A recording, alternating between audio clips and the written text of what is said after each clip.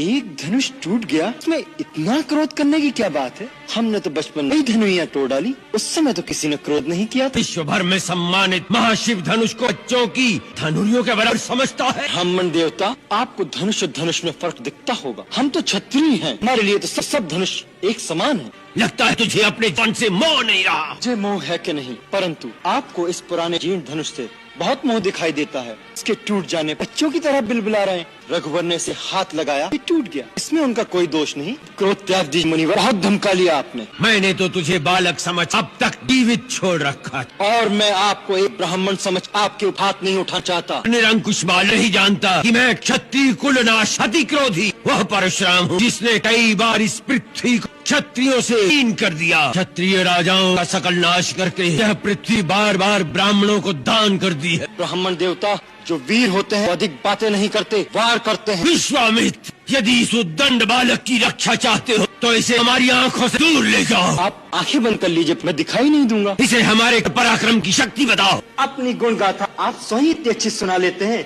कि दूसरे की आवश्यकता ही नहीं। अभी तक अपनी महान गाते गाते नहीं भरा हो तो सुना लीजिए। पिता का ऋण कैसे चुका, माता का कैसे काट दिया। बंद हो गया। ये बालक अब निश्चय ही मरणहार है। आश्चर्य है कि मेरे कुठार के सामने आकर भी अब तक जीवित कैसे रहा। मुझे भी आश्चर्य, मेरे देवतुल भैया को मृत्युदंड देने की बात कोई मेरे सामने करे और वो मेरे बाणों से अब तक बचा रहे। लक्ष्मण, भगवान, बालक की बातों पर ध्यान मत है। और फिर उसने तो आपका कोई अपराध नहीं किया। आपका अपराध मैं हूँ। मेरे ही हाथ से ये धनुष भंग हुआ है। यदि दंड देना तो मुझे दीजिए। मुझे अपना दास समझकर चाहे मुझ कृपा कीजिए या क्रोध की या फिर मेरे प्राण ले लीजिए।